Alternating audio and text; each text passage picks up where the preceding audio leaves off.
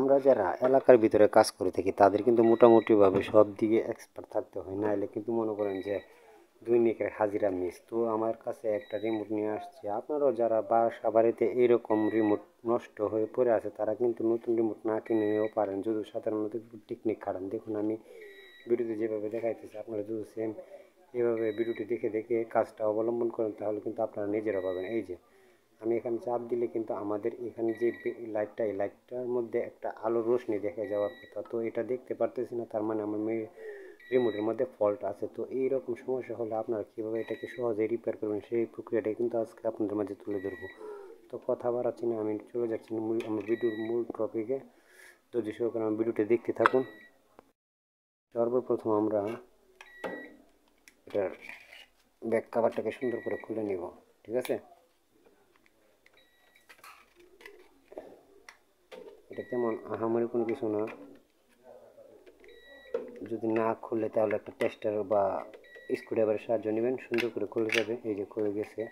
তো খুলে যাওয়ার পরবর্তী আপনার রিমোটের মধ্যে এই আইসি আর এখানে একটা বাল্ব থাকে, বাল্বটা একটু ফ্লো করবেন। দেখুন বন্ধুরা, আমি যা বলছি তাই। এটা বিশেষ করে বাচ্চাদের হাতে খুব নাড়াচাড়া করার কারণে কিন্তু এই যে এখানে যে আমাদের এলইডি লাইটটা বিল্ডিং করা লাগানো হয়েছে সেটা কিন্তু এখানে একবার নড়বড়ে হয়ে আছে। তো মূলত এইরকম প্রবলেম হয়েই কিন্তু আমাদের রিমোটটি অচল হয়ে থাকে। এই রিমোটে তেমন কোনো কিছু নাই যে নষ্ট হয়ে হওয়ার পরবর্তীতে একবার বাতিল হয়ে যাওয়ার কথা। তো সাধারণ কিছু জিনিসই এটার প্রবলেম দেখা দেয়, যেমন এরকম। তারপর এই আইসিটাতে যদি আমরা একটু ময়লা পড়ে থাকে তাহলে যদি আমরা পেট্রোল বা থিনার দিয়ে সুন্দর করে পরিষ্কার করে দিই তাহলে কিন্তু আমাদের নষ্ট রিমোটগুলো অতি সহজেই ঠিক হয়ে যায়। তো এই ভিডিওটি কীভাবে আপনাদের সামনে উপস্থাপন করে আপনারা দেখবেন, কি দেখে দেখে যদি বাড়ির রিমোটটিতে আপনারা সেম এভাবে কাজ করেন তাহলে কিন্তু আপনাদের 100% রিমোটটি সচল হয়ে যাবে। তো কথা বাড়ছে না, চলে যাচ্ছে আমার ভিডিওতে। এখানে একটু তুলে নিব, যেহেতু আমাদের এখান থেকে রিয়াল লেয়ারটা একবারে উঠে গেছে। এইভাবে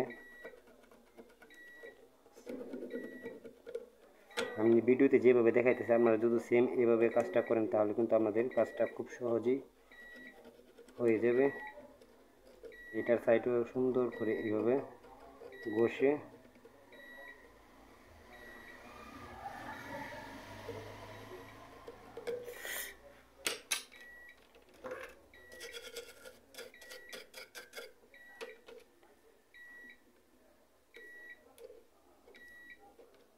এখন যদি এটাকে আমি সুন্দর করে জ্বালাই করি তাহলে কিন্তু এটা 100% ওকে হয়ে যাবে। সুন্দর করে এখানে জ্বালাই করে দিবেন।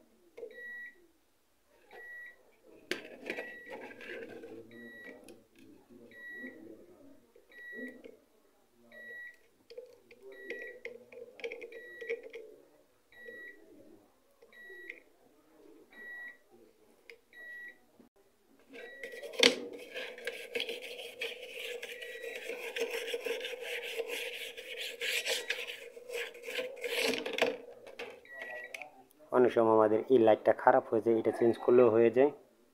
তো আশা করি আমার কাজটা এতটুকুই ছিল। তো এখন যেহেতু লাগানো হয়েছে, এখন যদি